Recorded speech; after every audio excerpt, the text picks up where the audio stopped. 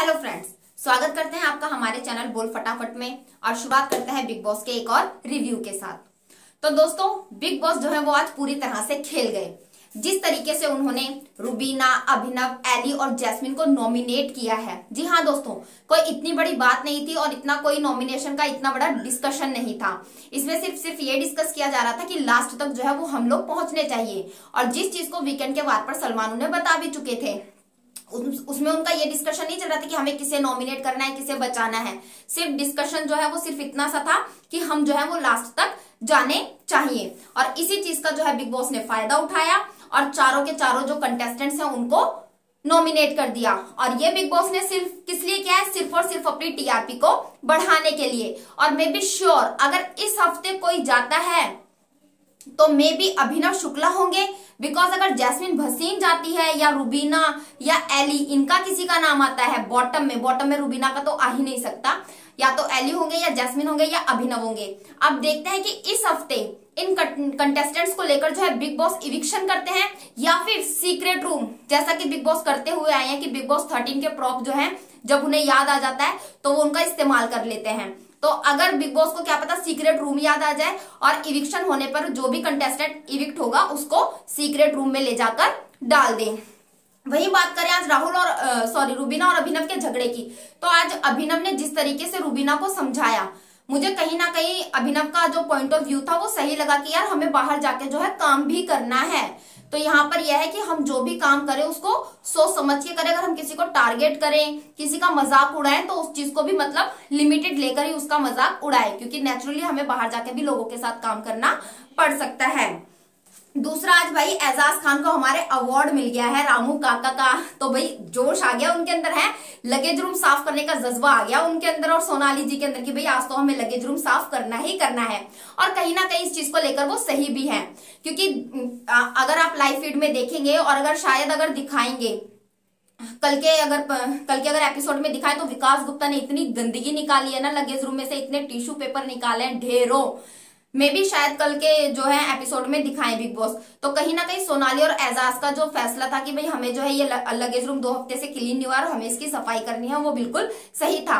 क्योंकि हमने देखा था कि बिग बॉस 13 में जो सलमान खान थे उन्होंने खुद आकर जो है किचन की सफाई की थी, क्योंकि घर वाले जो है बिल्कुल भी साफ सफाई नहीं रख रहे थे। वहीं अगर बात करें राखी सावंत की, तो भैया राखी सावंत सॉफ्ट टारगेट बनने की कोशिश कर रही हो अब आप भी। ऐसा ना हो कि कहीं आप पर ये मतलब उल्टा पड़ जाए। हर बात पे अब जो है राखी सावंत सॉफ्ट टारगेट बनने की खुद ब खुद कोशिश कर रही है, तो ऐसा ना हो कि उनके लिए उल्टा पड़ जाए।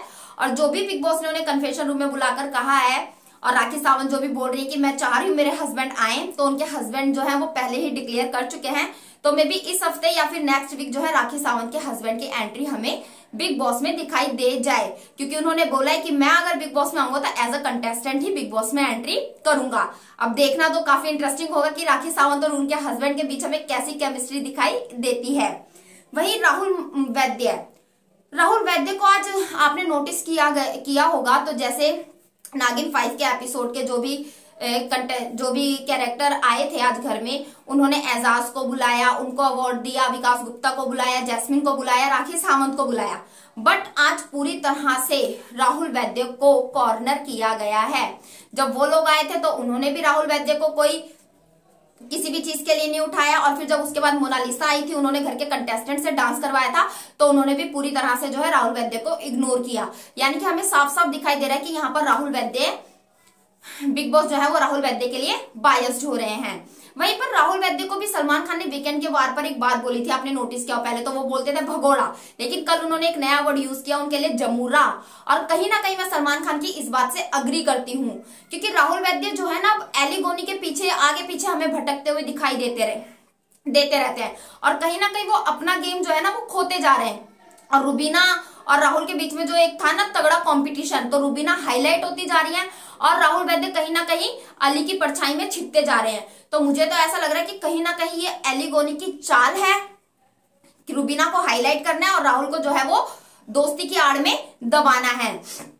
तो राहुल भैया संभल जाओ जल्दी से, पहले की तरह अपना गेम खेलो। जैसे कि आपने बोला भी था कि भाई मैं यहाँ पर कोई दोस्ती निभाने नहीं आई हूँ, मैं किसी से दोस्ती करने नहीं आई हूँ, तो आप दोबारा से अपने उसी ट्रैक पर आ जाओ, तब तो आपका कुछ हो सकता है। अदरवाइज तो फिर आप राम भरोसे हुए जिस तरीके से आपका गेम अभी तक चल रहा है।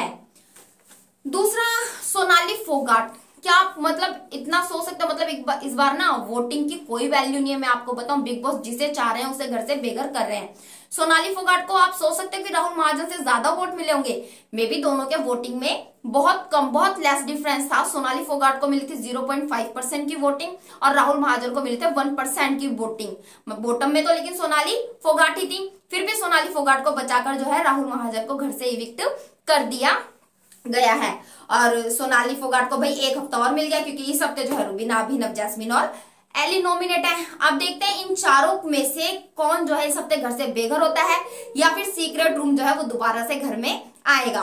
तो दोस्तों, ये था हमारा आज का रिव्यू। आपको हमारा रिव्यू कैसा लगा हमें कमेंट बॉक्स में कमेंट करके जरूर बताएं। अगर आपको वीडियो अच्छी लगी तो इसे लाइक कीजिए, शेयर कीजिए और हमारे चैनल को सब्सक्राइब कीजिए।